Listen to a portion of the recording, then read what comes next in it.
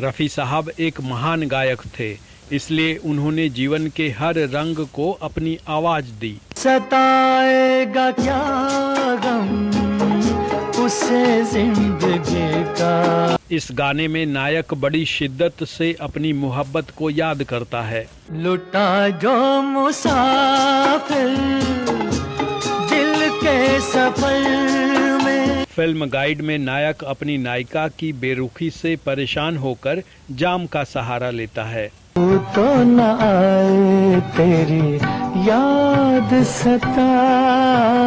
धर्मेंद्र शुरू से ऐसे गानों को पर्दे पर उतारने में माहिर थे।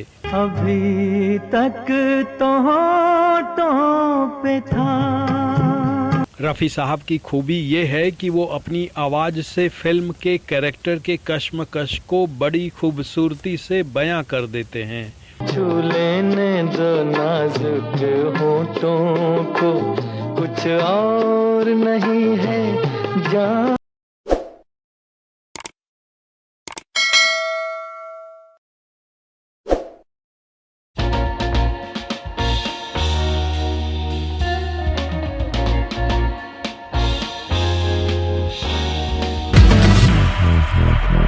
नमस्कार, ब्लैक एंड व्हाइट में आपका स्वागत है। आज के इस एपिसोड में हम बात करेंगे रफ़ी साहब की और रफ़ी साहब के उन गानों की जिन्हें कहानी के अनुसार फिल्मों में नायकों ने शराब पीकर नशे में गाया है। हर वो दीवाना। 50 और 60 के दशक की कई क्लासिक फिल्मों में रफ़ी साहब के ऐसे गानों का बेहद खूबसूरती से इस्तेमाल किया गया है। दिन ढल जाए है रात न जा। रफ़ी साहब ने इन गानों को ना सिर्फ एक अलग अंदाज में गाया है, बल्कि अपनी आवाज से जुदाई, दर्द और मोहब्बत की अलग तस्वीर खींच दी है। जो उनकी तमन्ना है बर्बाद हो जा। यहाँ आपको बता दें कि रफ़ी साहब अपनी निजी जिंदगी में बेहद धार्मिक, अनुशासित और रहमदिल इंसान थे और शराब तो क्या, उन्हें किसी तरह की कोई बुरी लत नहीं थी। लेकिन वो एक महान फनकार थे और यही वजह है कि उन्होंने हर तरह के गानों को अपनी आवाज दी। तो आइए रफ़ी साहब के इस दिलकश अंदाज की शुरुआत करते हैं 1958 में आई सुपरहिट रोमांटिक थ्रिलर काला पानी से। बेखुदी में तुमको पुकारे। 1958 के 4 साल बाद 1964 में आई फिल्म कश्मीर की कली। इस फिल्म में शम्मी कपूर ने एक गाना शराब के नशे में गाया है दुनिया उसी की, जमाना उसी का। यूं तो शम्मी कपूर अपनी उछल कूद वाले स्टाइल के लिए पॉपुलर हैं, लेकिन इस गाने को उन्होंने बेहद संजीदगी से निभाया है। लुटा जो मुसाफिर दिल के सफर। एक आशिक नशे में अपने प्यार को याद करता है। उसी ने है लूटा मजा जिंदगी का। इस गाने की एक बात और खास है, वो है इसका पिक्चराइजेशन। बार से सभी जा चुके हैं, वहाँ शम्मी कपूर के अलावा सिर्फ एक शराबी बचा है और दोनों एक दूसरे की जज्बात को खूब समझते हैं।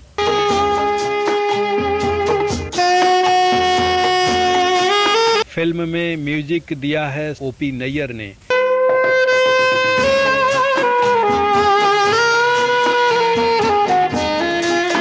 इसे लिखा है एस.एच. बिहारी ने। 1964 के एक साल बाद 1965 में फिल्म आई गाइड, जिसे दुनिया आज क्लासिक फिल्म का दर्जा देती है। दिन ढल जाए है रात न जा। इस गाने में भी तन्हाई है। रफ़ी साहब की आवाज में महबूबा की बेरुखी से उपजी नायक की तलखी है। प्यार में जिनके सब जग छोड़ा। रफ़ी साहब का ये गाना आज भी ऐसी स्थिति में पड़े प्रेमियों को खूब भाता है। तुम मुझसे, मैं दिल से परेशान। इस फिल्म के लिए देवानंद और वहीदा रहमान को बेस्ट एक्टर और बेस्ट एक्ट्रेस का फिल्म फेयर का अवार्ड दिया गया था। गाने को लिखा था शैलेंद्र ने और संगीत दिया था एस.डी. बर्मन ने। 1965 में ही रफ़ी साहब की एक और हिट फिल्म आई थी, काजल।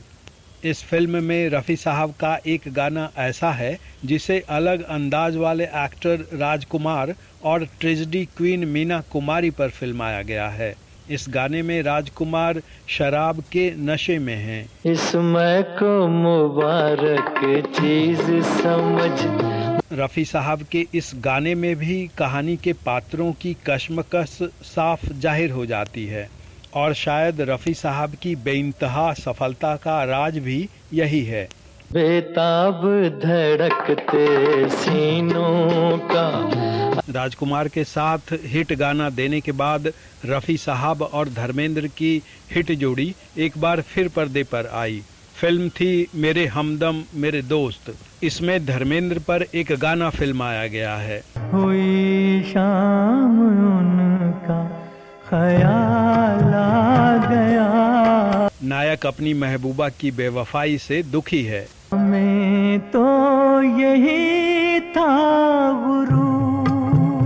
धर्मेंद्र साहब की इमेज एक ही मैन की रही है, लेकिन ऐसे गानों में उनका एक अलग रूप सामने आता है। वो चल कर कयामत की चाल आ गया। इस गाने को देखकर सुनकर लगता है कि धर्मेंद्र शुरू से ही ऐसे गानों को निभाने में माहिर थे। हुई शाम उनका ख्याल आ गया। धर्मेंद्र पर इसी तरह का एक गाना फिल्म सीता और गीता में भी फिल्माया गया है। अभी तो हाथ में जाम है, तौबा कितना काम है। इसमें भी धर्मेंद्र लाजवाब नजर आते हैं। इसे गाया है मन्ना डे ने और म्यूजिक दिया है आर.डी. बर्मन ने।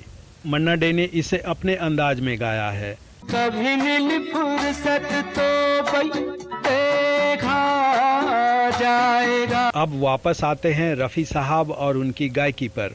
1968 के एक साल बाद 1969 में एक और बॉलीवुड थ्रिलर फिल्म आई, इंतकाम। न उनका तबस्सुम तेरे वास्ते है। इसमें भी नायक परेशान है, नशे में है। उसका कहना है कि उसकी महबूबा उससे बदला लेना चाहती है। जो उनकी तमन्ना है बर्बाद हो जा। रफ़ी साहब के इस गाने में नायक की बेबसी कुछ अलग ढंग से बयां होती है।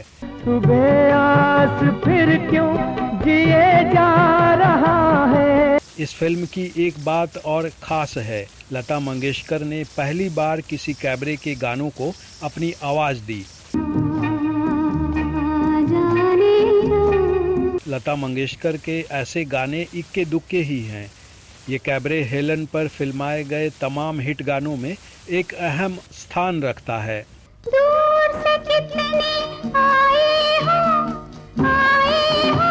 तो जाने ना। आज बस इतना ही। अगले एपिसोड में आपके सामने एक नए विषय को लेकर हम फिर हाजिर होंगे। तब तक के लिए हमें दीजिए इजाजत। नमस्कार।